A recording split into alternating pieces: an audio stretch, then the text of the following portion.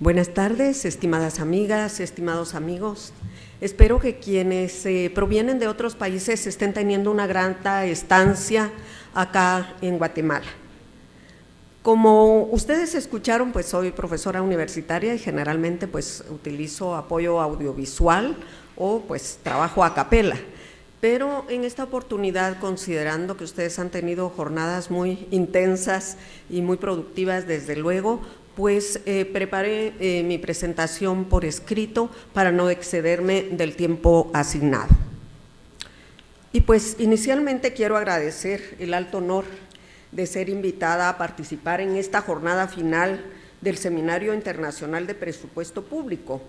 que seguramente arribará a valiosas conclusiones y recomendaciones sobre la contribución de las finanzas públicas a la competitividad de la economía. Se me ha pedido presentar ante tan altas autoridades de América Latina y el Caribe reunidas acá algunas reflexiones y aportes sobre las opciones geopolíticas de la región, un tema de gran importancia para la definición de estrategias nacionales y regionales de inserción en el complejo panorama mundial.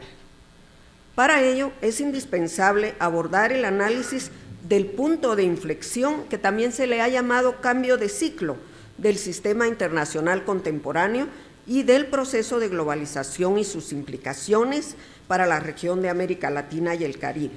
Esto como consecuencia de una combinación entre factores de origen externo y factores de origen interno. Entre los factores de origen externo se observa el agotamiento del ciclo económico expansivo que la región latinoamericana vivió durante el periodo 2003 a 2013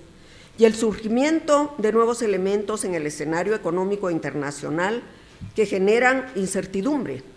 debido a las tendencias proteccionistas que cuestionan el multilateralismo y los acuerdos de libre comercio, por ejemplo, el Área de Libre Comercio de las Américas o los megaacuerdos como el Tratado Transatlántico de Comercio e Inversión, el Acuerdo Transpacífico de Cooperación y el Acuerdo sobre Comercio de Servicios, que estos se han desarrollado en el marco de la globalización. La incertidumbre sobre el alcance de estas tendencias se debe tanto a las tensiones que generan las políticas revisionistas del presidente Donald Trump como al Brexit en Inglaterra y otras dinámicas internas que está atravesando la Unión Europea, además del rol que desempeñan en esta fase otros actores clave como China, Japón, Corea del Sur, Turquía, Irán y Australia o el grupo de los BRICS.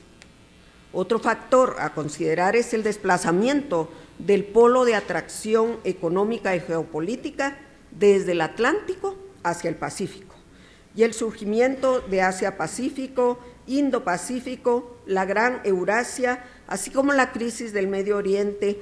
que se convierten en epicentros regionales, reflejan intereses geoestratégicos de los actores más poderosos en el sistema internacional. También es evidente la configuración de las relaciones de poder mundial y la crisis del orden liberal internacional y de su modelo de gobernanza global, particularmente por la emergencia de un nuevo mapa de potenciales procesos de convergencia regional. Por ejemplo, entre el Mercosur y la Alianza del Pacífico, o bien extrarregional, por ejemplo, el acuerdo renovado en abril de 2018 entre México y la Unión Europea, los avances del acuerdo Mercosur-Unión Europea, el nuevo impulso del Acuerdo Transpacífico de Cooperación con la participación de países latinoamericanos en vista de la suspensión de la participación estadounidense y los acuerdos estratégicos con países como China. Vemos también la progresiva transición hacia un nuevo orden mundial. En el ámbito político, en algunos países es evidente la inflexión conservadora, con el posicionamiento de partidos que reviven los imaginarios y la narrativa que estuvieron en el origen y desarrollo de la Segunda Guerra Mundial, con un fuerte acento xenófobo y anti-inmigración. En ese ambiente político ya se escuchan voces que cuestionan el orden internacional democrático liberal establecido por Occidente a partir del final de aquel gran conflicto. En cuanto a los factores internos, la atención se centra en los cambios que están atravesando la mayor parte de los países de nuestra región, que encuentran su explicación tanto en las transformaciones políticas y sociales internas como en los procesos de adaptación a ese nuevo escenario mundial, poniendo a prueba la capacidad de mediación de las instituciones de cada país ante las demandas sociales y políticas, afectando los modelos de desarrollo existentes y dando lugar a un nuevo mapa político de la región, en el que el péndulo va de un lado a otro del espectro ideológico en periodos de muy corta duración.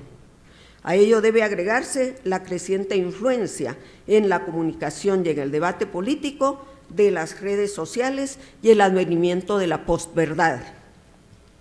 Es preocupante en ese contexto el debilitamiento de la confianza de la ciudadanía en las instituciones del Estado,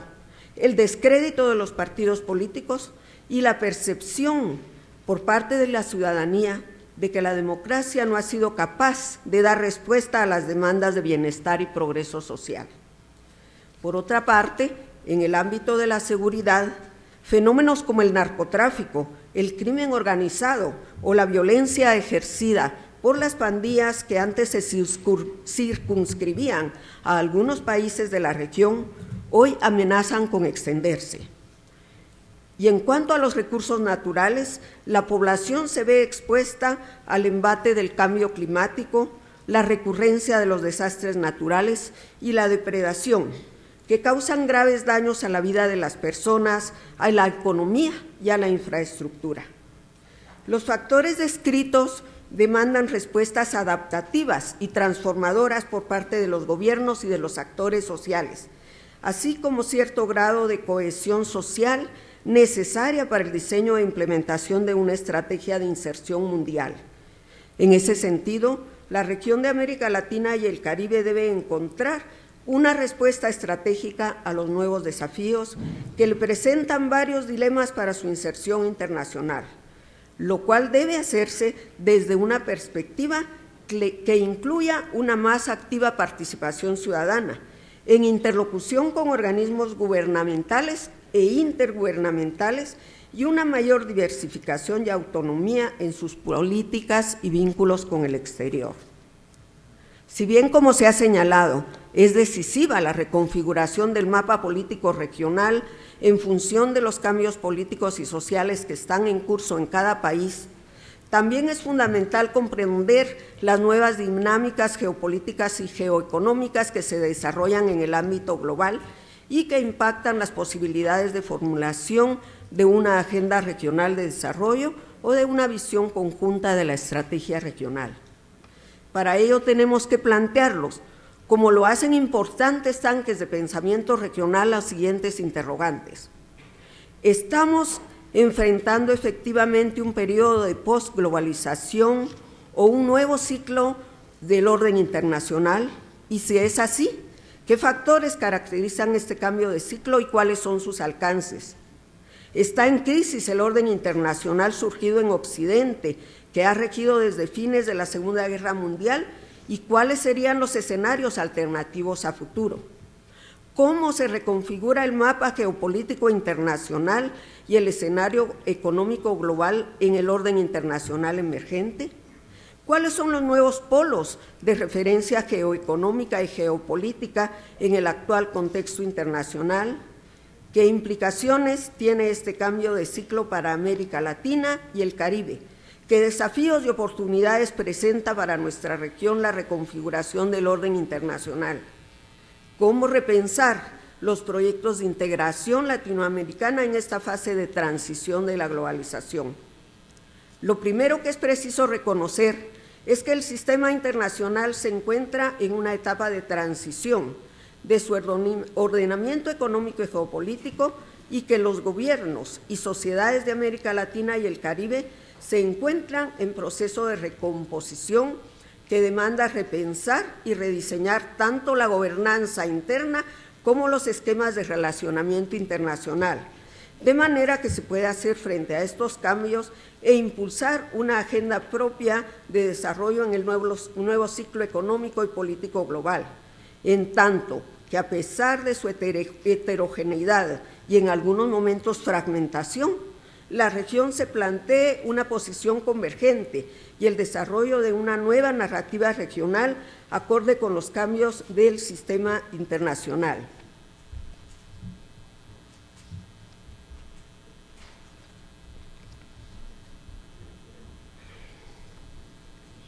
A ese respecto, cabe hacer la distinción que hace Peter Birl entre regionalismo y regionalización, entendiendo el primero como un esfuerzo que se hace desde los actores estatales, particularmente desde los jefes de Estado, y que ha sido orientado durante mucho tiempo a lo económico-comercial y con menor énfasis a lo político, mientras la regionalización se refiere a las interacciones translocales y transnacionales de los actores no estatales de la región. En el primer caso, los patrones económicos de producción y comercio surgidos durante la etapa colonial han significado que la inserción internacional de las economías de los estados latinoamericanos, ya en su etapa independiente, se haya orientado principalmente hacia actores extrarregionales, primero Europa, luego Estados Unidos y hoy cada vez más hacia Asia. Por el contrario, las relaciones económicas y comerciales con los países vecinos siempre desempeñaron un papel subordinado. Desde luego existen iniciativas y acuerdos de las élites políticas para fomentar la cooperación e integración económica transfronteriza, pero los operadores económicos no estatales siguen sus acciones de acuerdo a incentivos y lógicas más orientadas a los socios extrarregionales que a su propia región. Los datos publicados periódicamente por CEPAL sobre el comercio intrarregional y la inversión extranjera directa lo muestran claramente. En 2016, solo el 22% de las exportaciones totales de América del Sur se destinó a Sudamérica.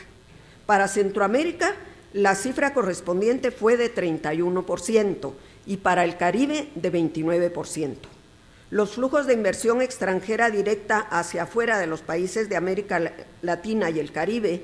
especialmente de Brasil, México, Chile y Colombia a otros países regionales, han crecido sustancialmente en el siglo XXI, pero aún son mucho menos importantes que las inversiones de los Estados Unidos,